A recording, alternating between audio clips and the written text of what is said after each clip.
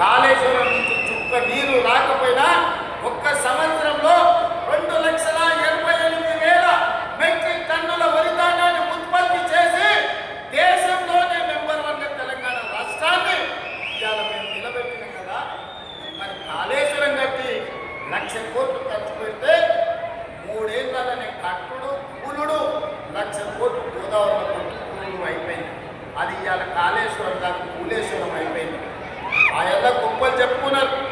హరీష్ రావు కాదు ఆయన పేరు, కాళేశ్వరరావు అని ఆనాటి గవర్నర్ మోసం చేసి ఆయన కళ్ళ కట్టలు కట్టి హరీష్ రావు మరి కాళేశ్వరరావు అని పిలిపించుకుని మరి కూలిపోతే అటు దిక్కు మళ్ళీ చూస్తలేదు. అందుకే మిత్రులారా ఇవాళ ఇదే కాదు, విద్యాశాఖ గవర్నమెంట్ పనికి గవర్నమెంట్ కావడానికి పోవాలంటే ఆనాడు పేదలు భయపడేటోళ్ళు, పిల్లలకు చదువురాదని పేదోళ్ళ ప్రాణం సర్కారు కావకపోతే నిలబడదని ఇవాళ అదే పాఠశాలల్లో నర్సరీ ఎల్కేజీ యూకేజీ నుంచి 12th క్లాస్ వరకు పాఠశాలల పునరుద్ధరణే కాదు, బ్రేక్ఫాస్ట్ లంచ్ ఈవినింగ్ స్నాక్స్ వరకు పేదవాడి కడుపు నింపాలి, వాళ్ళ కళ్ళల్లో ఆనందం చూడాలి, వాళ్ళు చదువుకొని అంబేద్కర్ ఈ రాష్ట్రాన్ని దేశాన్ని ఏలాలి. తెలంగాణ గురుకులాల నుంచి 100,000 మంది అంబేద్కర్లను సృష్టించాలి అని ఈనాడు ముక్కబోని ధైర్యంతో మా ప్రభుత్వం చేస్తున్న ప్రయత్నం వాళ్ళకి కనిపిస్తలేదా?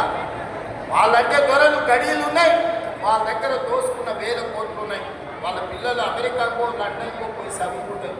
మరి పేదోడు లంబాడి తాండాలలో ఉన్న మా లంబాడి సోదరులు కానీ దళితులు కానీ గిరిజనులు కానీ ఆదివాసులు కానీ ఉన్నత వర్గాలలో ఉన్న పేదోళ్ళ పిల్లలు ఏది చదువుకోవాలి. అందుకే మీరు చూసింది 6 స్కూల్ ప్రారంభోత్సవానికి నేను పోయే వరకు నాకు కూడా అంత నమ్మకం లేకుండే.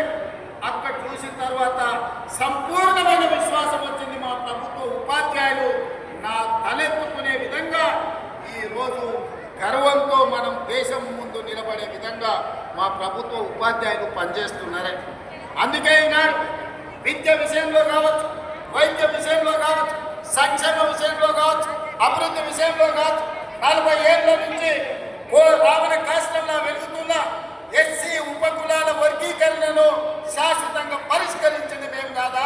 100 ఏళ్ల నుంచి కులగణ జనగణనలో కులగణన చెయ్యాలి, గొర్రెలకు బర్రెలకు లెక్కుంది కానీ మా బలహీన వర్గాల లెక్కలేదని మా కైలాస్ నేత లాంటి సోదరులు అడుగుతుంటే ఈరోజు జనగణనలో కులగణన చేసి దేశానికే ఆదర్శంగా నిలబడ్డాం కదా.